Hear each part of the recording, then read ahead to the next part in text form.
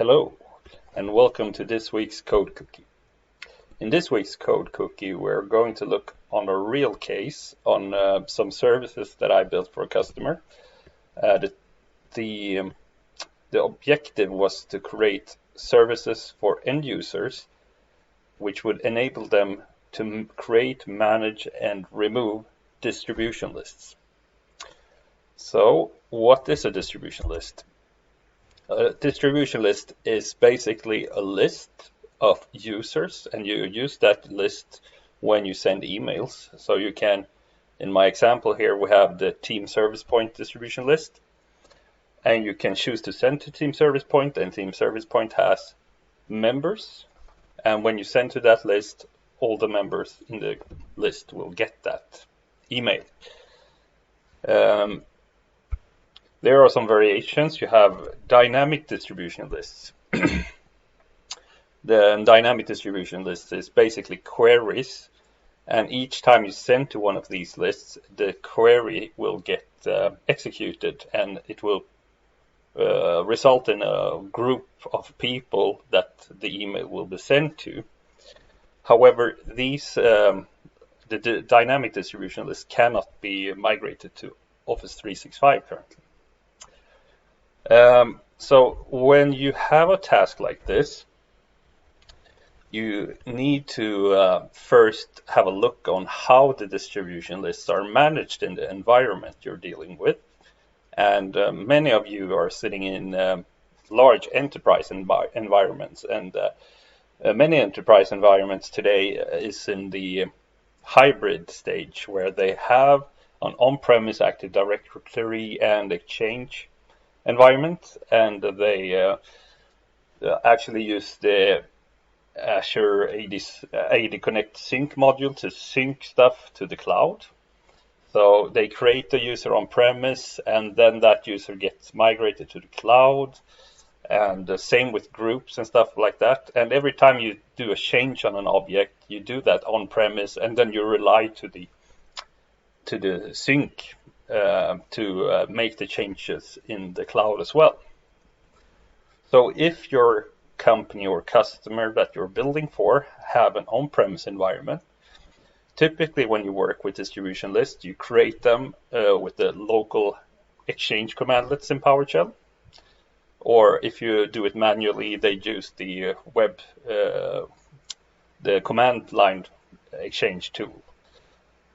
So when we do services in Zervicepoint for this, we can use our Exchange plugin. And when we then work with updating description and adding members and stuff like that, we can use the Active Directory commandlets, because this group will be an Active Directory group as well. So we can work with that. And that's all fine. And we have done that many times as well, especially some years ago. Smaller companies in the more modern digitalized world may have a complete cloud-only environment. And if you have that at your workplace, or your customer have that, it's very easy to just work with the Exchange Online PowerShell module. But there's a problem with that, which we'll come to later as well. Our Office 365 module, or our Office 365 plugin, I should say, have good support for working with distribution lists in this setup as well. So hybrid environment, that's perhaps the most common one for enterprise level companies right now. And in those types of environment, like I touched on before, you typically create everything on premise, and then you rely on the AD Connect to sync it up to the cloud. And if you do it that way, it's important that you actually do the changes in the on-premise, if you update properties and stuff like that, and then you just have it synced. Because sometimes in these environments, people start creating distribution lists in the cloud, and if you have services that are intended to work in the first way that I described, that you create it on premise first, it will be a hard time to create a good service when you have that kind of discrepancy. So we're going to create 4 services, one for creating, one for managing, and if creating everyone should be able to do. Managing you should only be able to manage the distribution list that you are a manager of, that you're an owner of, and the same goes for remove distribution list. And then the last one, request access. So that's something that everyone can order, and they can select the distribution list they wish to be added to. So yeah, so we have a ton of APIs here we can use. I'm gonna go through that later. We have some challenges here. So we have the Exchange Online module is unreliable. You are not allowed to make that many calls. You get throttled all the time. But at current time, we rely on this module in some cases. But there are cases where we can avoid using it, and we should really try to do that whenever we can. So my customer that I created this for, they created lists both in Office 365 and on-premise. So the question is, should we make 4 or 8 services? With 4 services, the complexity increases because you need to take into consideration all these different workflows, and your workflow needs to take different paths depending on where it's created, and you need to have data sources in your form that will be able to select both from cloud and on-premise. So if we choose to go with 8 services instead, the usability may decrease because the user will have to know which service to use. And how do I find my lists in a simple way? And I will show you how I solved that in this implementation soon. Well, let's do that immediately. So if we look here, here's all the services and the cool icons that we created in this delivery. And thanks to Lisa for creating the nice icons. And let me just demonstrate on how we solved the way that you select the list. So if I, for instance, want to request access to a distribution list, I go in here. And first we have some information. This service helps you request access to a cloud-only distribution list because we already have an equivalent for on-premise in this environment. If you're unable to find the distribution list here, check the unmanaged distribution lists. If the list you're looking for is in the unmanaged list, it means that there needs to be an owner added to it. Please send request to service desk about it. Yeah. So in the workflow of this service, an approval goes to the owner of this distribution list. And that owner needs to approve that you're added to the distribution list. Therefore, we cannot allow people to select a list that doesn't have a manager or owner here. Typically, you have a data source, and in this case, it's drop-down O365 distribution group. And the way that works is that you pretty much need to know the start of the list. So if I just write del, I get no results. But if I write DL underscore, it's pretty slow as well because this relies on the Microsoft Online PowerShell module. Well, I'm just going to give that up and show you what I've implemented instead. We have a show hide list button here that I created, and if I click that, you get actually a list of all the eligible distribution lists. It's 121, and I've written some info here as well. This list was last updated, that's today and 2 hours ago. So I update this list every 6 hours, and I'm going to show you how this works in the backend afterwards. And the cool stuff is if I choose one here, let's say I choose this one and I click that, it gets selected here. So I throw the identity of that specific distribution list in with our JavaScript API to this dropdown. The validate function on this dynamic dropdown gets to run, and it's validated that this is a real distribution list. It exists, and it's a real option. So I'm quite happy with this actually, because I know it's sometimes hard to just have an empty drop down. You're supposed to write something there, and you have to have the good filters and everything for people to find everything. So I can just click on everything here, and it's pretty fast and nice, and I can write the reason. The same goes for when I want to manage my own distribution lists. You need to search here, and you need to know what the name of your distribution list is. And believe me, most often people don't do that. So I've implemented the same kind of button here as well. So I click there, and I only manage one list. So I have it here. So I can click it, and it gets selected. Then we have a web service call, and we get all the details about the distribution list. Yeah, I'm recording. And we can choose to remove the members. We can choose to add members. And if I look here on which data sources we use on add members, it's drop down graph 0365 user. So with graph, it's a very fast API. So it's good to use that whenever we can, when we need to get stuff from Azure AD. Same for no, actually, remove members is something that we populate with the web service call. Okay. So how does this list work? If we go to the Zervicepoint server, we can see here in the task scheduler, we have a scheduled task that I call distribution list Janitor. It's a PowerShell script. It runs every 6 hours. And what that does, it collects distribution list data and stores it in XML files.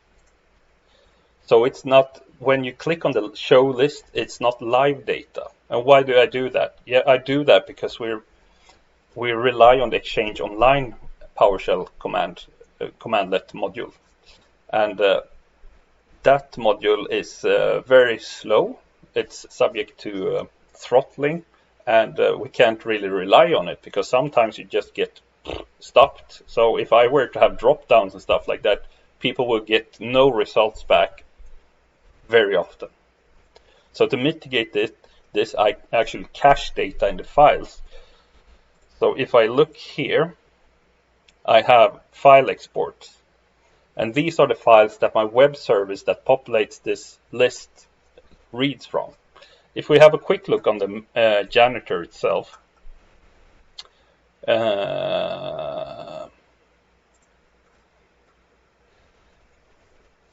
we actually utilize our own some of our own plugins. So I just import those modules. And then I import some Exchange Online commands, and I log to a file. We connect the MS Online, and we get all the MS Online groups. This is the commandlet used for the Microsoft Online PowerShell module.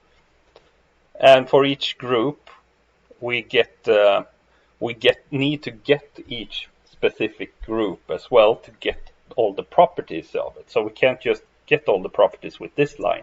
We need to run one get MSOL group for each specific group. So this script takes like 15 minutes to run. So because there's tons of groups in this environment.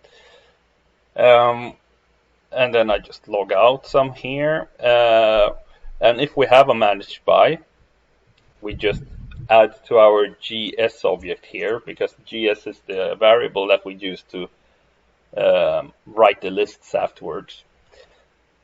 Basically, you can sum this paragraph with that we get all the properties we need.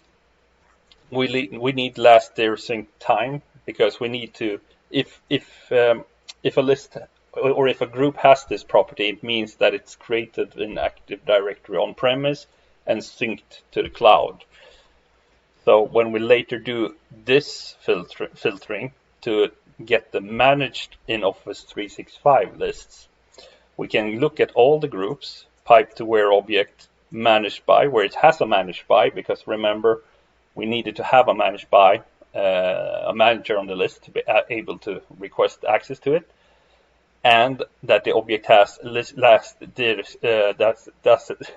the group does not have a last dersync time. And when we're getting the managed on premise, we do the same stuff, except we make sure that the last dersync time is not equal to null, because that indicates that they are managed on premise. And we make a list with all the ones that doesn't have any manager as well, because I will show you soon that we have a list that people can look at to see which lists are unmanageable.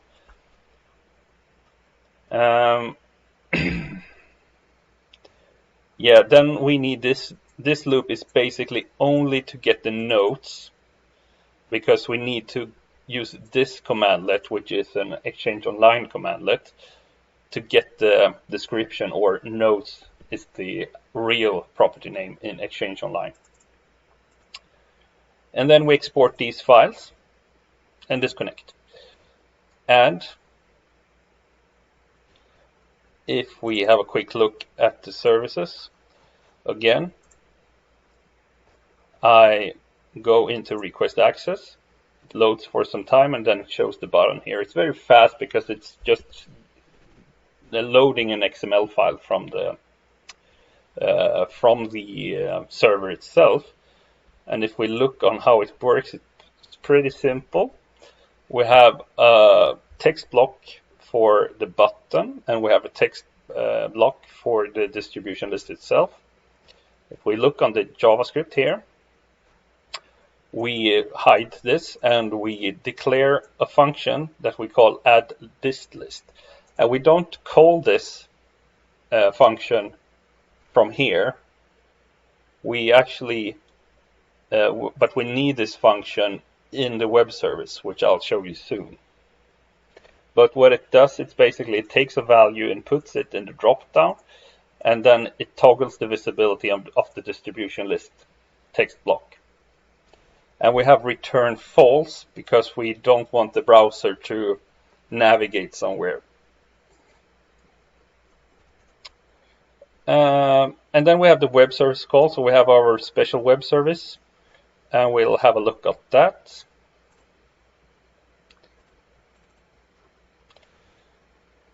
And it takes no real parameters, it only takes the config. And we get all the managed from the file that the janitor created. We get some file info here as well, because we only use that to see when the list was created. Because remember, I showed you the date there. And then we create the object or the table that we want to present on the user side. And the trick here is that we create a link here on these these rows. And so it's just an A tag with a link to JavaScript void 0. So that's a workaround that again, that you shouldn't navigate somewhere. So we basically trick the browser. And the title here is just that you get the hovering text. And on click, we reference the function that we declared out in our service add distribution list. So that one was declared here. All right. And the value becomes the GUID of the distribution list from the XML file. And then we just do some font stuff with the description and manager and stuff like that. And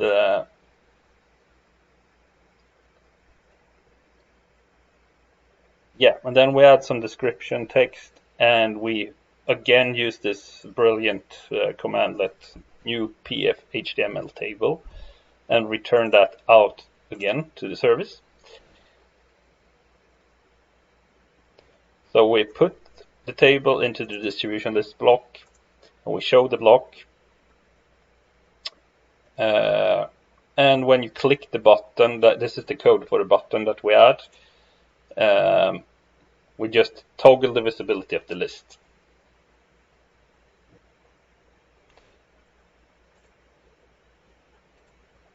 So this is how it turns out. I think it's quite cool. So you get the clickable list here, stuff like that.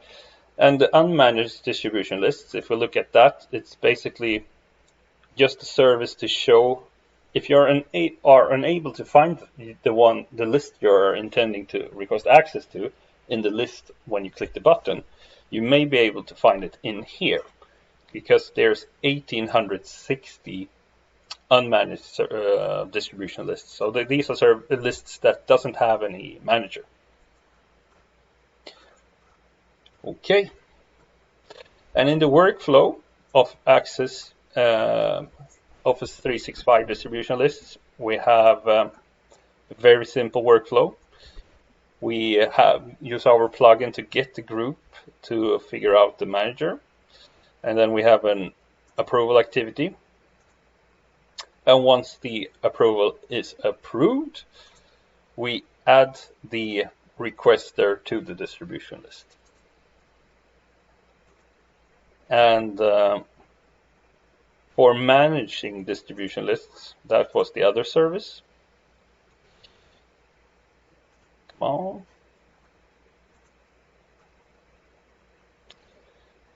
This one. In this service, we're able to update the display name and manage the members, add and remove members from the list. And in that workflow, it's also very simple. We use the plugin Office 365 plugin activities for setting a distribution group and adding the group members or removing the members. And these activities uses the Exchange Online commandlet in the backend. And we have code in our plugin to work with the throttling and everything. And that's okay when it comes to workflow activities, but in the drop-downs you can't be throttled, because if you write something and it doesn't answer after 3 seconds, your user will just think it's broken immediately. So that's why you should always try to use Graph and also the MS Online PowerShell module as well. So if we go back to our slides, we can look on this.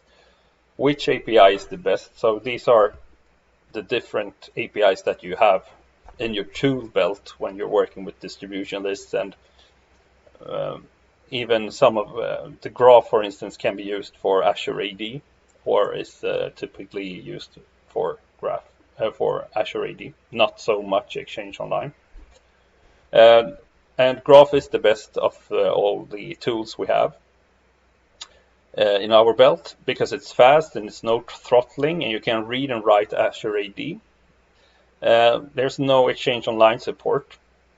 We had a case on a customer where we were supposed to search in a drop-down on a specific mailbox type, and in that case you had to search with the Exchange Online commandlets. But then we had a problem with that being too slow and a subject of throttling. So we actually, Daniel at Zervicepoint had this mailbox type attribute mirrored from the on-premise AD, because we had it on the on-premise identity, but we didn't have it on the Azure identity. So we could actually set up a new attribute in Azure and have that data stored in the Azure AD identity. And in that way, we could create graph drop-downs, which are very fast and responsive when you're doing these kinds of queries.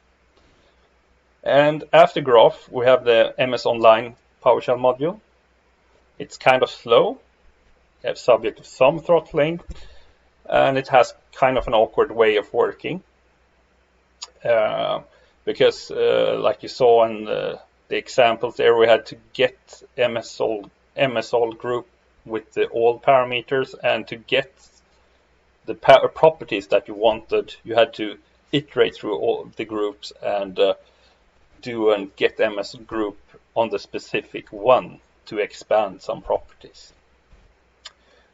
Exchange Online module is slow as heck, throttling from hell, and but it's powerful in a sense that you can do everything you need to do in Exchange Online.